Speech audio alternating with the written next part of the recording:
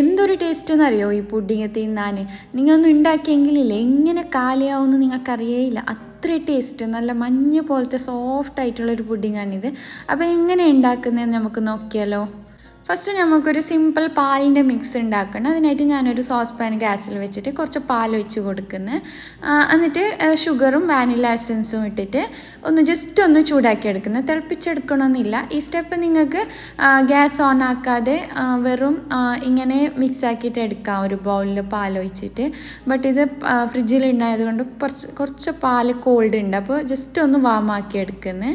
ഇനി ഒരു പുഡിംഗ് ട്രേയിലേക്ക് ബ്രെഡിൻ്റെ സൈഡ് മുറിച്ചിട്ട് ഇതേപോലെ ബ്രെഡ് ഒന്ന് സെറ്റാക്കി കൊടുക്കുക.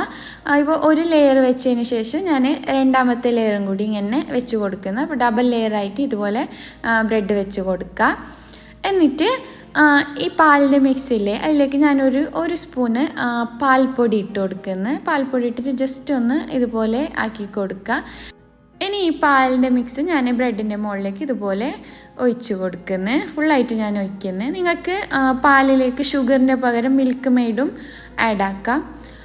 അപ്പോൾ ഇത് ഞാൻ സൈഡിൽ വെക്കുന്നത്. ഇനി അടുത്തതായിട്ടില്ലേ സോസ് പാൻ എടുത്തിട്ട് അതിലേക്ക് ഞാൻ ഒരു പാക്കറ്റ് ചൈന ഗ്രാസ് ഇട്ട് കൊടുക്കുന്നത്. അതിന് കുറച്ച് വെള്ളം ഒഴിച്ച് കൊടുക്കുക. കുറച്ച് പഞ്ചസാര ഇട്ടിട്ട് ജസ്റ്റ് ഒന്ന് ചൈന ഗ്രാസ് മെൽറ്റാക്കി എടുക്കുക. ഇത് നമുക്ക് ചൂടോടെ അല്ല ഇത് വേണ്ടത്. ഇത് കുറച്ചും ചൂടാറിയതിന് ശേഷം മാത്രം നമ്മൾ ഇത് യൂസ് ആക്കുന്നത്. അപ്പോൾ അത് തിളച്ചതിന് ശേഷം ഫ്ലെയിം ഓഫ് ആക്കിയിട്ട് അത് ചൂടാറാൻ വെക്കുക. അത് ഫുള്ളായിട്ട് ചൂടാറിയാൽ അത് ചൈന ഗ്രാസ് അവിടെ തിക്കായി പോവും. അപ്പോൾ ജസ്റ്റ് അതൊന്ന് ഇടയ്ക്കിടയ്ക്ക് ഇളക്കി കൊടുക്കുക. ഇനി ഞാൻ കുറച്ച് വൈറ്റ് ചോക്ലേറ്റ് ഇതേപോലെ ഗ്രേറ്റ് ആക്കി എടുക്കുന്നുണ്ട്. അത് സൈഡിൽ മാറ്റി വെക്കുക. ഇനി ഒരു ബൗൾ എടുക്കുക. അതിലേക്കില്ലേ കുറച്ച് ഫ്രഷ് ക്രീം ഒഴിച്ച് കൊടുക്കുന്നത്. ഒരു ഹാഫ് കപ്പിൻ്റെ അത്ര ഫ്രഷ് ക്രീം ഒഴിച്ച് കൊടുക്കുന്നത്. പിന്നെ മിൽക്ക് മെയ്ഡ് ഒഴിച്ച് കൊടുക്കുക. നിങ്ങൾക്ക് വേണ്ടത്ര മധുരത്തിന് ആവശ്യമായിട്ടുള്ള മിൽക്ക് മെയ്ഡ് ഒഴിച്ച് കൊടുക്കുക. പിന്നെ ഇതിലേക്ക് ഞാൻ കുറച്ച് വിപ്പിംഗ് ക്രീമും കൂടി ഇട്ട് കൊടുക്കുന്നത്. ഇനി ഇതെല്ലാം നമുക്ക് നന്നായിട്ടൊന്ന് മിക്സാക്കി എടുക്കുക.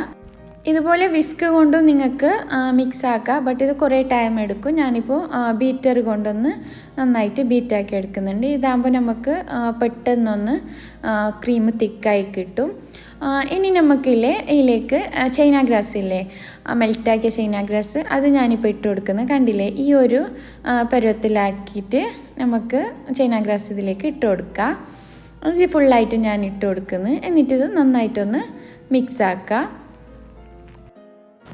ഇനി ഇതിലേക്ക് നമുക്ക് ഡെസിക്കേറ്റഡ് കോക്കനട്ട് വേണം.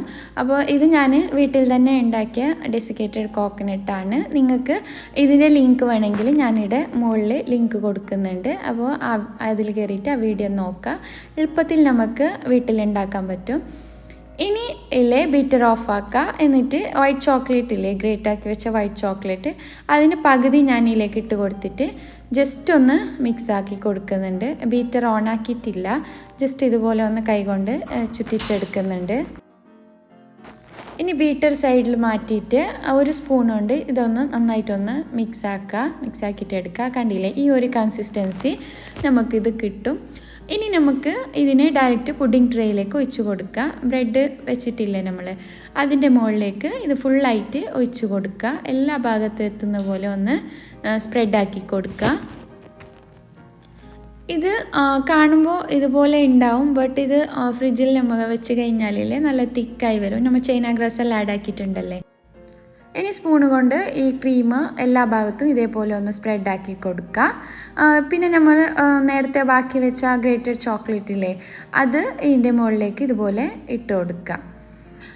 അപ്പോൾ സംഭവം ഇത്ര തന്നെ, നമ്മൾ പുഡിംഗ് റെഡി ആയിട്ടുണ്ട്. ഇനി ഇത് നമുക്ക് ഫ്രിഡ്ജിൽ വെച്ചിട്ട് തണുപ്പിച്ച് കഴിക്കണം. ഇത് ഞാനൊരു ക്ലിംഗ് റാപ്പ് കൊണ്ട് ഇതുപോലെ കവർ ചെയ്തിട്ട് ഒരു 5 hours ഫ്രിഡ്ജിൽ വെച്ചിട്ടുണ്ടായിരുന്നു. കണ്ടില്ലേ, നല്ല സെറ്റായി വന്നിട്ടുണ്ട്.